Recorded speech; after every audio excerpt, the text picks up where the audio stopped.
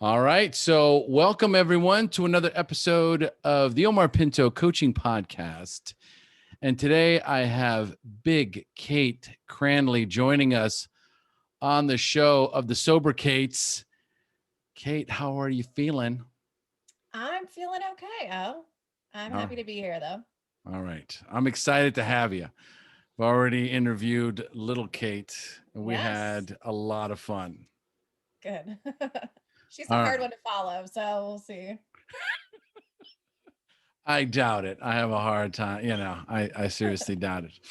All right. So, I asked, we kind of started with, her story about when she first drank and used drugs. Um, but real quick, right? For you, when you decided to get involved in the sobriety circuit, okay. So, but there was this moment where you decided this is something I want to do. You were the one who started the Instagram page, correct? Yes. Okay. And it was called the SoberKates right off the bat. Yep. Pretty easy to come up with that one. Right. So what was the inspiration for that? I think it was so previously before getting sober in March of 2017. I had tried getting sober when I was around 22. I think the year was 2012, I want to say. And I went the AA route and it wasn't for me, and I eventually started drinking again for a good 7 years. And then when I decided that I was done for good, the first thing I did was start listening to podcasts this time. And one of the first podcasts that I listened to, I think, was Carly Benson on the Share Recovery podcast. So I've come full circle, which is amazing. Yes. And it was, oh, I'm on Instagram. Carly's on Instagram. Let me follow her. Oh, wait, there's a whole Instagram sober community. This is amazing. So it just kind of took off from there. And it was kind of before like the big boom that we see now, or it just really multiplied. And it was just a way to connect with other sober women that kind of went the same route that we went. Right, right. And it is the sober community is massive, and the sober presence on all the social networks is pretty big. Yeah. Pretty big. When I launched the podcast, I didn't even know there was other recovery podcasts available when I launched Share. And the day I launched, I remember going, I wonder if there's any other sobriety podcasts out there. That's how, and thank God, because I mean, we're talking 6 years ago, and so much has changed in my life since I launched the podcast. One of which is, my need to compare myself to others. Right. So, I mean, if I would have known, because there was plenty of sober podcasts already out there. Like Oh, I thought wow. I was coming up with something brand new. Like there was just nothing else out there, right? I'm like, oh my God, look at this. Thank God I launched before I thought about it. Right. Or Oh, or yeah. talk myself out of it, because that's what we do. It's like, oh, well, it's too late now. It was good you didn't do any research. Zero. Zero. Story of my life. Yeah. Yeah, I honestly with like our podcast, the After Party, my husband was like pushing us to do a sober podcast forever. I was like, no, there's too many. Like, there's so many out there. Like, but then it's different people are gonna align with your story, and you'll get the people that listen that needed to listen, and those are your people. That's how it works. Yeah, Okay. There's a gazillion of everything out there. Okay. There's a lot of life coaches out there. Okay. But there's only one Omar Pinto. that's right. All right. And there's a ton of sobriety podcasts and recovery podcasts, but there's only one SoberKates. That's true. So you have to, one of the big things about launching anything or doing anything is just about believing. It's all you really need. You just need to believe that whatever it is you've been called to do is there for a reason. Like this, whatever idea comes to mind, whatever sort of direction that you are called to head into is probably for a reason. And almost like me not doing research is another example of how sometimes things will just sneak up on you and you go, thank goodness I didn't do this or I didn't do that or I wouldn't have done this. Yeah. And I asked little Kate too, like what kind of interesting things or exciting things or fun things or cool things have come up since you launched the podcast? By far the coolest thing for I think both of us is just receiving messages from people like just saying how much that we help them and how much they relate to us. And for us, it's kind of like I just get to talk to my best friend every week and we just put it on the internet and forget about it after that. So when we're getting these messages, it makes me realize the impact that I'm having. And that was the goal originally of the SoberKates. So, do you feel a little pressure now that you've launched the podcast and that you're getting private messages and that you're impacting and inspiring other people in the recovery community? I would say so. We're about a year into it almost. And I feel less pressure than I did at the beginning because I'm someone that worries a lot. Mm-hmm. So going into it, I'm like, oh, like, why is anyone going to care about this? Or why is anyone going to care about my story? And now receiving those messages and knowing that, then I feel less pressure. As we become more popular, it is a little bit nerve wracking because now we start getting like hate mail. So like that didn't happen before. We're like, so that is a difference. But I still don't feel any pressure from that either. So What about, does it help you stay more accountable in your own sobriety? I think so, yeah. It's, like we spoke about before, I need to be involved with it in some way. Like even every episode, we don't talk about sobriety, but it keeps me accountable for sure. No, for sure. I think that number one, if you don't, I remember listening to this in a podcast. Somebody had said, you're not big enough until you have haters. That's when you know that's when you know you've arrived, is when you have haters. You're only Right. going to have haters when you're big enough. All right. Well, that's what they say. Like, that's when you know you've made it. That's when you know you've made it. You got haters. It's like you should be like, woo. Anybody listening to this, when you start to get haters, it means you've made it. As long Okay. as I piss somebody off, then I guess I'm sorry, but thanks for listening. Thanks for listening.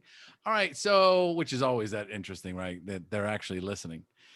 And so I'm curious. I'm going to ask you the same question I've asked before, which is, what was it like the first time you drank or used drugs? And more importantly, how did it make you feel? So the very first time I ever drank, I was in 8th grade. So I guess I was like 12. Mm-hmm. And a girl that I was friends with, it was like down in the beach house. She went into my parents' liquor cabinet and took a little bit of every different kind of liquor in there. So I guess my parents didn't notice that it was gone and mixed them all in a water bottle. Oh, Yeah. At like 3 a.m. Then we like snuck outside and like I took like one sip and it was disgusting and burned. I was like, oh my God. So the actual first time I didn't like it, but something drew me back to trying it again. And I would say the possibility of like fitting in and being popular, because that's what the popular kids did. They went out on the weekends and they drank. And in my mind, they were cool because of that. And kind of like that their parents let them do whatever they wanted, where like that wasn't my situation. So the very first time I ever got drunk, it was Halloween, and I think I was 15. And we were dressed up like the Spice Girls. I was Sporty Spice. Oh man, this is so good. And the very first time I drank, so for some reason, we got a bottle of 99 bananas, which, that's great too. And we all like passed it around. I can't remember how much I drank, but we were going to a party where no one else was drinking. And the guys were kind of like straight edge. No, like, yeah. And there was like parents there too. this is so good. And then Kate was, of course, Ginger Spice. But yes, she is. So I guess I drank too much because I threw up all over myself at this party where like only the 5 of us were drinking. Oh my God. But yeah. And then like I had to come get rescued and I couldn't tell my parents. And oh my God, it was from the get-go, I guess it was embarrassing, but then it's the only thing that I saw as, this is what's going to help me fit in. And this is what people do. And it seemed like the only option at the time for me. So, and then by like quickly after that, I think like I was 15 when that happened, 16, I think I started smoking weed a lot. It's like the classic, like PSA commercials. I became uninterested in, all my sports and like activities and just wanted to smoke weed and drink. At 16 years old. Yeah. And then by the time I got to college at like 17, 18, within like the first semester, I think I was using cocaine. So it just. Oh, wow. Yeah. Okay. So in high school, you were already doing blow. No. In college. Oh, in college. Funny enough, when I got to college, I was like, oh my God, I'm never going to do this. And I was like, give all my friends shit for doing it. But then you start college in August. By November, I was like, all right, I'll do it. I'm in. All right. So the holy trilogy, which is alcohol, weed, and cocaine. Yeah. Okay. So interesting, right? Because there's the alcohol, there's the weed, there's the coke. Which one was the zinger? Which one was the one you're like, oh yeah, this is what I've been waiting for my whole life? Oh, probably. They're also different. Probably back then, I would say the Coke, because I'm kind of like a low energy person and it kind of just makes you feel alive. It woke you right up. Yeah. And like it lets you keep drinking and not black out, usually. Yeah, but it's interesting. That was my same path. It was alcohol, then weed, then the Coke, and then I had the Coke, and it was like, oh my God, this is it. I can party indefinitely.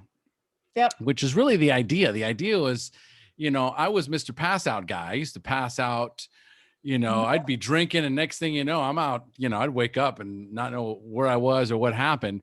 And then all of a sudden I have this, ability to just keep it going. Right. I wanted to stay in that state as long as I possibly could, because coming back down to my normal life was not interesting to me. I was not interested in that. So I felt like I was escaping to a certain degree. Do you feel like, drugs either help us numb or soothe or escape? What do you think it was doing for you? Can I say all three? All three. Yes. Okay. Whatever, like I needed to escape from myself. And like, I didn't know it then, obviously. You don't know that when you're 17, 18, 28. But yeah, it was soothing whatever was going on with me, from trauma that I didn't even realize that I had, to numbing anxiety that I'm now diagnosed with, and depression, to what was the other option? It was escaping, numbing, or soothing. Yeah, and escaping too. Just, when you have anxiety, like my thoughts are constant. So that I would drink until they turned off. What are you so worried about, Kate? I don't know. It's just like I kind of am worried that I'm always doing something wrong. And when did that start? Probably as early as I can remember. So I don't remember much of my life. So I would say probably in my teens, early Well, teens. yeah, because you started drinking at 15 and you were smoking weed at 16. So you checked out at 16. Okay, basically, you were just in a fog state. Okay, moving forward. So that means that I am, this fog state protects me from having to think about what's going on in my life. Now, your parents, were they overbearing? Were they strict? What was the deal with your parents? They were strict. Yeah. It was kind of like instead of the fear of God, it was like the fear of the father. Okay, so fear of dad. All right. So you were talking about how your friends were all going to parties and you weren't allowed, I'm assuming? No, I would have to lie about it. Okay. All right. Or it was more like I would just be too scared to even ask.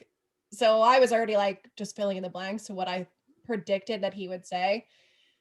And, it was even still like every time I ask him a question, it's just like not easy. So it was just easier to, yeah, I'm sleeping over at friends. And that was okay. It was okay to spend the night at a friend's house Yeah. whenever you wanted, Probably not whatever I wanted now. but like on weekends, that kind of a thing. Probably like one night a month, a weekend. One. Okay. All right. Okay. So, right. So it wasn't like I had free reign.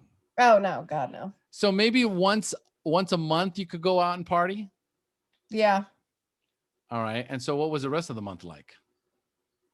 I don't really remember actually. Well, there was something in there because, I'm always worried, I'm always worried about something. What am I worried about? That I'm doing something wrong. So somewhere in there is this kind of sense of this feeling of impending doom or like it's not good enough. So escaping, numbing, and soothing from a childhood. What was your childhood like, Kate? My childhood was, and again, I don't remember much. So it's hard for me to look back and be like, all I remember is like the bad things, I guess. Like the strictness, yelling, having to have perfect grades, my parents aren't getting along, just like expected perfection. You were expected to be perfect. Yes. Not my own idea of perfection, though. Their idea of perfection. Yeah. So it was good grades. And what else? Athleticism, for sure. As early as like seventh grade, I think my dad like really pushed like me and my brother to like we were working out and running so much. And like I'm not naturally inclined to like I'm not that coordinated, honestly. So like the only reason I would make the sports teams is because I think I was like the fastest runner. I could do the long runs. But that was like the only reason. I ended up never playing until eventually I was just like, oh, like I should just run cross country and track. So is that how you met Kate? Yeah, I would say that me and Kate became friends when she doesn't remember, but like we always had classes together. When we were in eighth grade, my locker was close to hers. And we didn't become like good friends probably until I would say I was on the cross country team with her. We also had a gym class together that she doesn't even remember. So that's okay. So then that's your common. That was the common interest. Well, not even common interest. It was what you both were expected to do was be athletic and perform well. Is that what she said too? Yes, that her dad expected her to perform well in sports like that. She was, expected to run. Yes. I think like looking back, that was kind of our bonding, and just like Yeah. we were like soul sisters because it was like your dad's crazy, oh my dad's crazy too. Yes, exactly. Like it's not a coincidence that you guys ended up, doing the SoberKates, Right. because you have a similar, like as I'm listening to the story, I'm like, oh, there's some commonalities here, right? Yeah. So they were both expected to be high performers, Yes. high performers, high achievers, academically and in sports. Right. And like I don't even know what I would do, but it was never like I never pursued like my own interests. Well, that was going to be my next question. What did you want to do, Kate? I don't know. I can't speak for high school Kate. I don't know what she would want to do. I could speak for college Kate. It seemed like she just wanted to party and be like have friends and be popular, and um but then when I got sober, it was like I felt like a little baby because I was like, what do I like? What do I want to do? What is this? And it's fascinating because, with it's that arrested development that happens when we pick up. So there's this big gap of time where we're basically on the run from ourselves.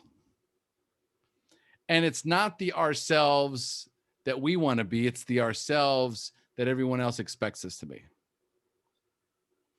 So I'm assuming you weren't given the opportunity or even asked, hey, Kate, what do you want to do when you grow up?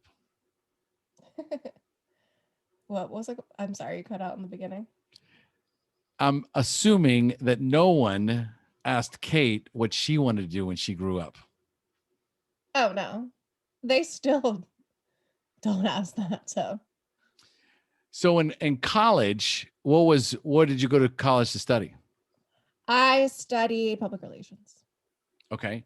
And so how did you do in college with all the craziness? How did the escalation start? How did the escalation go? Because once you start doing cocaine, it's basically you're pulling a rabbit out of a hat. You have no idea what's coming next.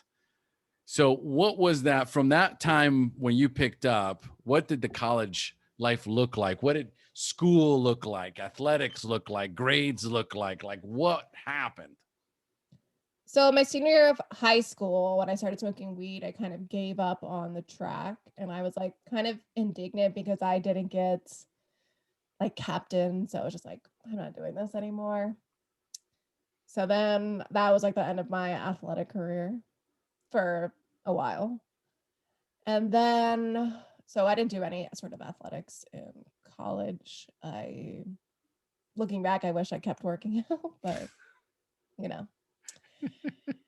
And I think that I still got really, acceptable grades like the first year of college, pretty good at skirting by and finding ways around things. So, and I'm still good at that. So I know that I employed that tactic a lot through college. But it was the summer before our sophomore year, where me and Kate were college roommates and we lived together too. So it was the summer before our sophomore year that Kate's brother Lenny passed away. And I think for me, I was friends with Lenny as well, and not really knowing what grief was or even being able to sit with her grief. But here we were just like living together. And I don't think we went to class the whole first semester. So, and then we ended up like on academic probation, and we were like vampires. We would sleep all day. We would be up all night. Sometimes it wasn't even drinking. It was just like we would watch TV for so long until like 4 a.m. And then, yeah, eventually I moved off campus and then I started getting good grades again. So I see. Okay. So how did it turn out? School. it turned out okay. I'm not in public relations, so Did you graduate in public relations? yeah. Okay. All right. So you graduated. All right. And when did you hit your rock bottom? Oh man. So I say that I didn't hit rock bottom, but I reached full capacity where I was just like, I'm done. Like I cannot live like this anymore.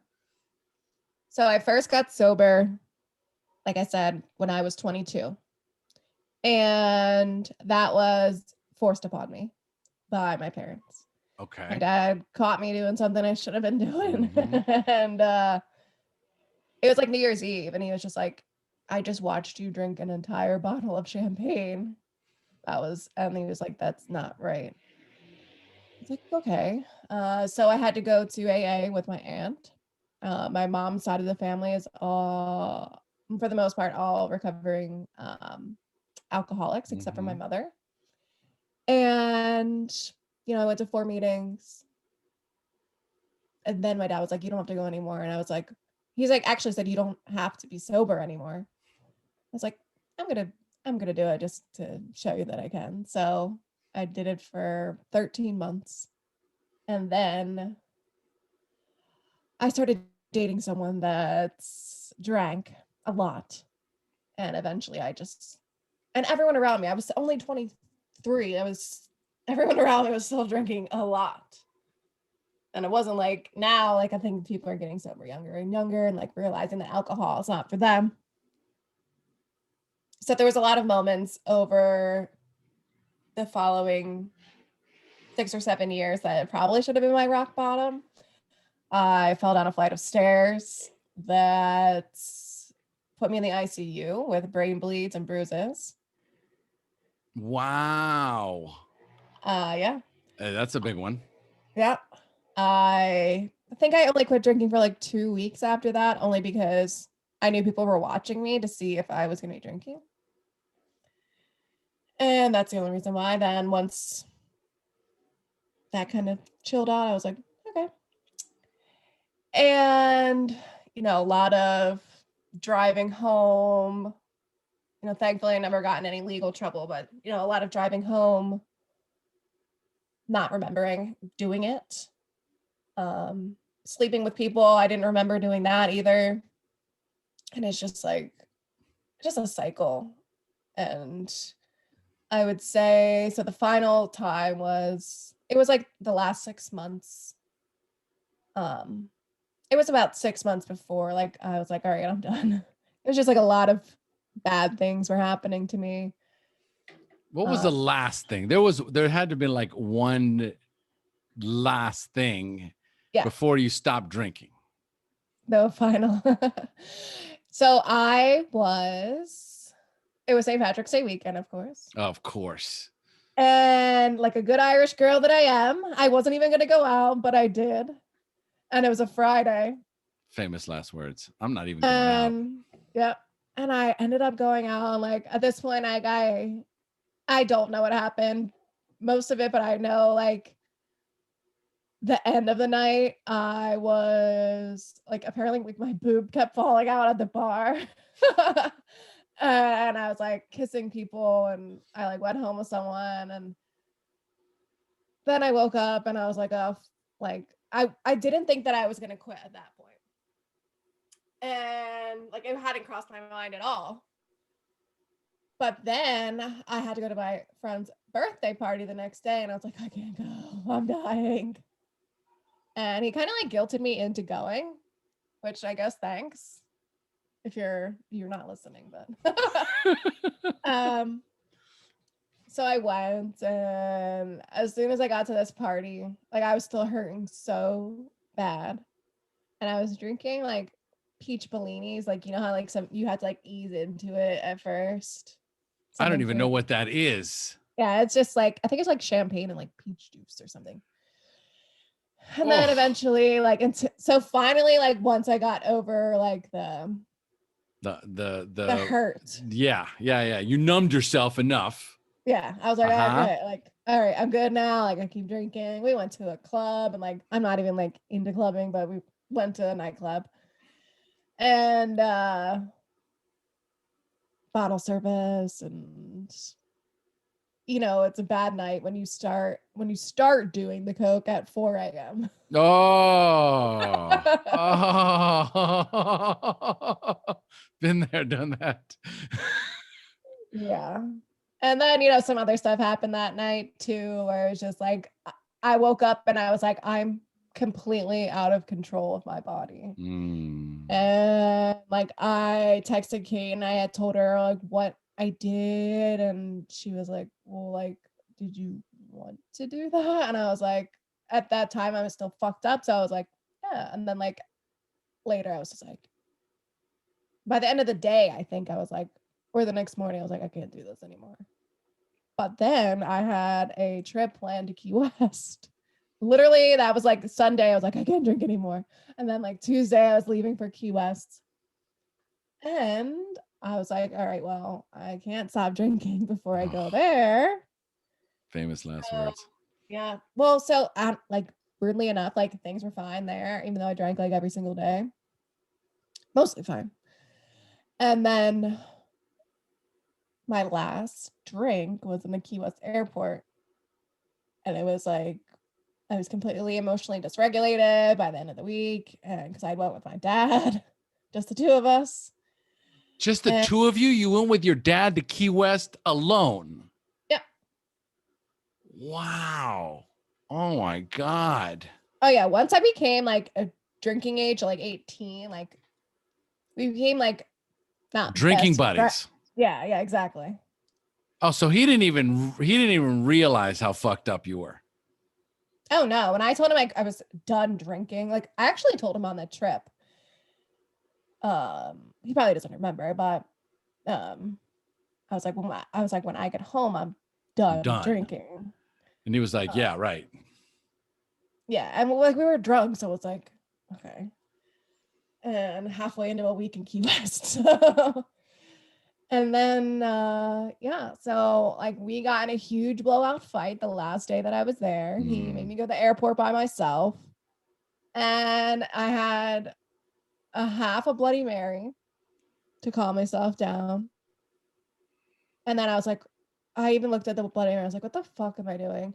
And then, so I didn't finish it. And I just went down to like the waiting room or the terminal or whatever. And immediately I just started listening to sobriety podcasts to prep myself for what I was going to do the following day, March 27th, 2017. Holy shit. Wow. So it was really recovery podcast that got you sober. Yes, it's what helped me. Helped you, not got you. Obviously, it was every single fucking train wreck that led up to you For being one of those 29 and a half years. 20 and a half years, and that super quintessential, nothing more rock bottom than being in an airport and having that aha moment in the airport. Because it always just feels like when you're sitting in when you're sitting in an airport bar, you know you have a drinking problem when you're sitting at an airport bar at the end of a trip, right? Trying to piece Yeah. together your life. And it's so funny, like now, like I've been back to Key West because my parents live down there. And I just like everyone that gets on the plane after like the end of the to go back to Philly, it's just like everyone looks the same. And I'm just like, been there. And also too, I was traveling for work a lot and I'd be at the airport and I'd be like, why? I was like, don't these people realize like that they're drinking at 9 o'clock in the morning? Like, I don't care if you're going on vacation, but like that would have definitely been me. Now it's absurd. Now it's Oh, yeah. absurd. But you look at it now and it's like, wow. Because I mean, I'll tell you what. I mean, back when I used to drink, when it was like we're on vacation and I wasn't operating a moving vehicle, I was drinking pretty much from morning till night. I mean, Oh, it yeah. wasn't, I mean, it was just a constant, you know, it was I mean, it was like the idea was how can you keep the buzz going? For sure. Yeah, my drunkest, absolute, like, sloppiest nights were when there was, like, parties at my own house or, like, beach house too. It's like those were when all I had to do was hopefully get upstairs to my room. Like, those were, yeah, shit shows. Absolute shit shows. Absolute shit shows. So, so you start March 27th, Yep. 2000 what? 17. Okay, so 2017. So you're how many now? How many years? 4 18, 19, years 20, this year. 4 years. 4 years. Okay. Yeah, you and Kate have, you guys are both about 4 years, right? Yeah, so she got sober. She got sober 70 days before me, Mm. and I I don't think that I would have gone down that path if I didn't have her to lean on. So the 12 steps didn't work for you. Was there anything in particular that turned you off? Probably like I'm not a religious person, and the meetings that I'd gone to were like a bit God focused. Mm-hmm. And then also too, I was kind of like bombarded by this woman that wanted to be my sponsor, and she was Mm-hmm. just aggressive. And she was, you know, 2 times, 3 times my age. And she's like calling me all the time. And I'm a 22-year-old girl, newly sober. She's calling me crying, telling me like how her son was drunk and like all this stuff. And I was just like, I don't know what to do here. So then I was like, This is after that, too I was like, much. yeah, I was like, I can't deal with this. All right. So then it's not easy to go from rock star partying because let's make no mistake about it. When you, this is not, I needed to stop drinking. This is the full cocaine, alcohol, and weed fucking cocktail. God knows what else, because those are the three main ingredients. But whatever else fucking makes its way around, right? If Right. it's available at the party, let's fucking do it. Right. Okay. So this is not just, okay, man, I'm quitting today, Yeah. right? It's painful. And you need to anchor yourself with something, right? So you start listening to recovery podcasts, one being the Share podcast. Woo. Yep. All right. What was the next step? Ooh, well, I was actually already in therapy at the time.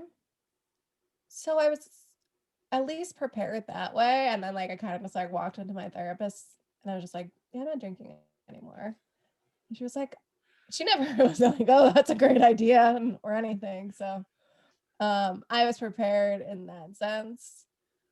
And then a lot of it was working through why I was drinking and what I was numbing from, Mm-hmm.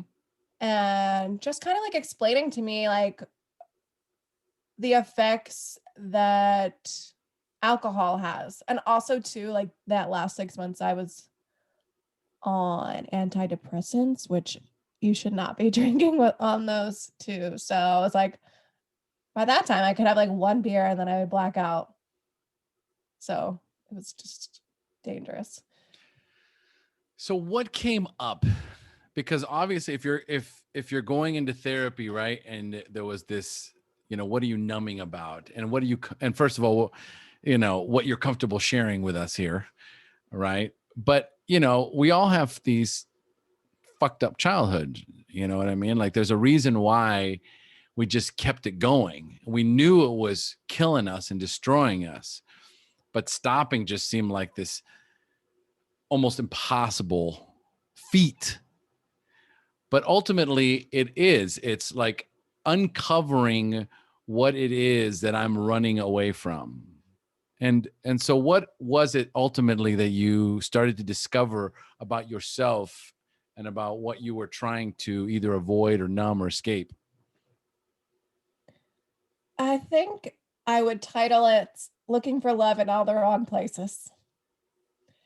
So what I mean by that is, you know, with party friends or men, I was looking for, that love that I didn't feel like I ever received. And I think that I used, alcohol, sex as a way to try to find that. And so my first year of sobriety, and this isn't even on purpose, but I didn't date or even kiss anyone for the first year. Well done.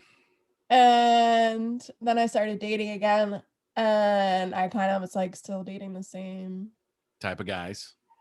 type of guy, like avoidance, Mhm. personality, not really interested in me. And then what really helped me was learning about codependency and reading the book Codependent No More by Melody Betty. Mhm. And I shouldn't have done this, but like I did read it in the summer of 2018. And for that whole summer, I was like destroyed because I was like, holy shit, like this is why I'm like this. I don't know what love is because I've never felt it. I've never felt that I was lovable. I don't know how to pursue a relationship because I've never seen a healthy relationship before. So giving myself kind of that break where I was like, well, of course, like you're not going to know what you're supposed to do. Like you never learned. You have no good examples. So, and then after that, within I think maybe like 6 months, and then I started like dating again, and I was with this new mindset, and I, would go out with people, and I'd only be worried about if I liked them. I wasn't like seeking their approval or on what they thought about me. I had the balls to, end things with them when I didn't like them instead of just holding on because I needed somebody. And then I realized that I wanted to be with someone that was sober as well. Nice. And I was able to like kind of realize that through trial and error. And then I was able to meet my husband. So within a year of reading Codependent No More, you met your husband. Yeah, probably within like 6 months, actually. Okay. And so ultimately it was about recognizing first of all, your own values. So you had to either recognize or identify your own core values, Mm-hmm. then recognize the qualities that you wanted in a man. Right. And so you went out actively looking for someone that had the same values as you did, had the qualities you were looking for, including sobriety. Right. And I hate to say it, but like after I read that Codependency No More is when I switched to like being very focused on like cutting my generational lines, like my generational trauma. And like everyone says, like you marry someone like one of your parents. And I was like, I'm going to do that opposite of that. So. Excellent. Very good. So cutting that genealogical cord. Oh, yeah. This is so important. And I could only do it while I was not, like living on my own and like not around the family dynamic. Yes. So let's speak to that. Because really what's important is it almost feels like a physical connection. It's so ingrained. It's so enmeshed. We're so interwoven with our parents and our brothers and sisters and, just our family in general. There's this almost sense of obligation. And so breaking or cutting those ties can be very, very difficult because there's a lot of feelings of guilt or shame or obligation or whatever the case may be, or, like this feeling that you've always had that, what do you worry about? I feel like I'm doing something wrong. Okay. So when you choose or you make decisions for yourself that are not in alignment with what your family believes is the right thing to do, then all of a sudden it's like, am I doing the right thing? Am I being true to myself, or am I being selfish? Right? Am I setting boundaries, or am I just being, hateful and mean? And so when people are listening to this particular episode, right, this is really like super important, because a lot of times what we drink from is feeling like we're trapped. Like, well, I'm fucked. There's nothing that I can do. This is the hand I was dealt. So I'm just going to fucking anesthetize myself, because why not? Right. And yeah, I couldn't really stop drinking until I was out of the family dynamic either. Um, I'm unfortunately, due to some circumstances, back in the dynamic, but hanging in there. The enmeshment is real. But So how are you managing to keep those boundaries while living inside the toxic environment? not great, Not great. honestly. So I've been back here for maybe like a year and a half now. And the backstory on that is that my roommate, amazing, she moved to Colorado. I got a brand new job where I'd be traveling. So I was like, I'm not going to keep a place when I'm going to be gone Monday through Friday. And I was until COVID. Till COVID. And then I was home for 4 months. But my parents are actually in Florida. So they're not here. But just being in the house that I grew up in still makes me feel like I owe them something, or like it's that obligation that you were saying. So let's talk to like exactly this to this particular theme, which is separating, distancing, disconnecting, setting boundaries, right? Knowing what you know now, okay? When someone is in a similar situation, what suggestions would you give to them?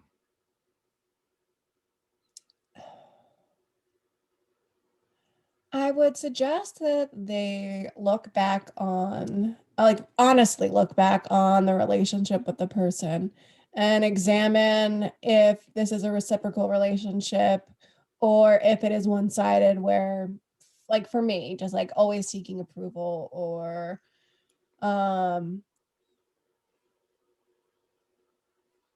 and really determine if you're living for them or you're living for yourself. And if you're even asking yourself that question, you're usually living for everyone else but you. And I think that you just have to be fearless in the pursuit of yourself. That's that is a wonderful statement. Like that's a slogan to live by, right? Words to live by, which is, you have to seek and fearlessly seek, to be yourself, to find that authentic version of you that's been buried underneath the construct that you basically built to protect yourself, because there's a very genuine, authentic version of ourselves. I call it like there's three versions. There's the authentic version of us, there's the inauthentic version of us, and then there's the shadow. So in there, the shadow is what we use when we need to protect, both the authentic and the inauthentic version of ourselves. So I can't be me because I'm not accepted as myself. So I have to be what my father wants me to be, what my mother wants me to. I have to act. So I have to put on the puppet show, right? And what the shadow does, it gets tired of eating so much shit. So it starts to sabotage shit. It starts to create problems. And what those what that sabotaging is supposed to do is like an alert system, right? An alert system that something needs to change, right? I can no longer keep up this facade. This mask is too heavy. This armor is too heavy. I can't, I'm tired of not being me. I'm tired of performing for others without any sort of acknowledgement, and not only that, you become who they want to be. And I still don't get the approval or recognition or acknowledgement. And that's when the shadow steps in and is like, let's go fuck some shit up. That sound about right? Oh yeah, me and my shadow are tight right now. All right. So really there's got to be a next move for you. Like, when are you going to go? When are you going to get back with your husband, first of all? Oh gosh. Well, but I guess by the time this airs, we'll have been back together. Okay. So we are in 17 days meeting up in Key West. And why Key West of all places? Because to be with my parents and spend a week there. So let me get this straight. You haven't seen your husband in how long? 2 months. And you're going to go to Key West to go be with your parents and your husband, who you haven't seen in 2 months. Yes, but I don't think we've ever been on like a vacation together. So not like this long, at least. Okay. Like for 10 days. But then I'm going back with him to Vancouver for 3 months. So. Okay. All right. So I'm curious. You guys aren't together, living together full time. Why is that? Just because we're waiting on immigration. So as an American, I can only spend up to 6 months in a rolling year in Canada. Okay. Yeah, that's very similar to Costa Rica. Same thing here. You can only be here for 3 months, then you got to leave and then come back. But here you can leave and come right back. In Canada, you can't? I'm not sure. I've never been there for that long, but this will probably be the longest. And like our immigration paperwork is in process now. So. Oh, and COVID's got shit all fucking wrapped up. Oh yeah, it's like almost impossible to get across the border. So, but we're going to do it. All right. Okay. Well, I wish you all the luck in the world with your family vacation. Is it an Airbnb or do you at least get your own hotel room? Oh no. Well, they have a house. You have a house? Yeah. My parents live down there. Oh, you're going to be staying in their house. Yep. Okay. All right. Wonderful. It's amazing. Yeah, it's going to be great. All right. Okay. So first of all, if our listeners want to reach out to you, right, and follow you and also listen to your podcast, okay, what's the best way for them to find you? So I am at the SoberKates on Instagram. And the name of our podcast is The After Party with the SoberKates. Okay. I will have that in the show notes listed. Okay. So, Kate, what is one final parting piece of wisdom you would like to share with our listeners? Again, to really be fearless in the pursuit of yourself. And what I mean by that is stop coasting on the surface and just, for me, it's like fascinating at this point to like understand why I am the way that I am. And, just keep doing that work and you're not stuck.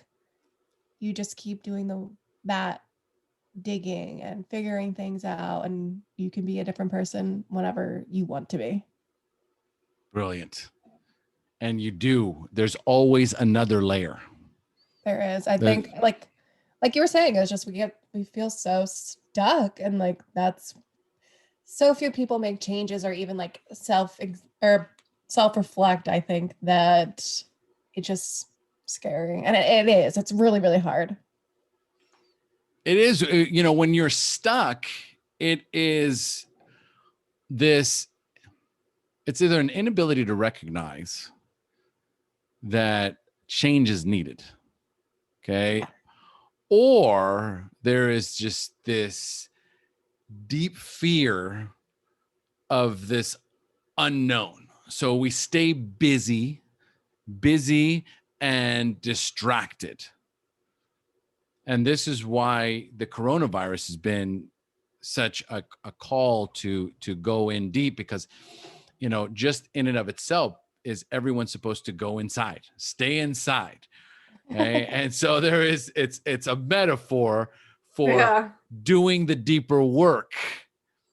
And so it's not that you're stuck, it's that you're resisting.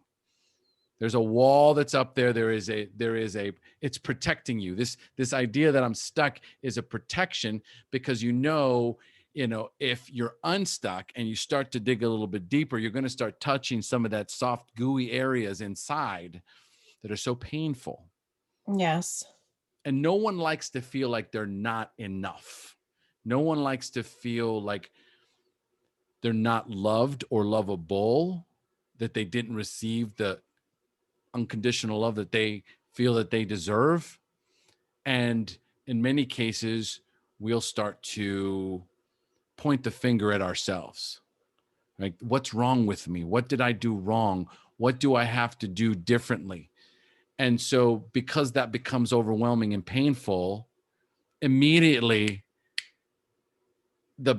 for many of us, the first choice is, you know what? Oh my God, this drinking, all my problems just went away, And so the drugs and the alcohol become a very, very powerful distraction.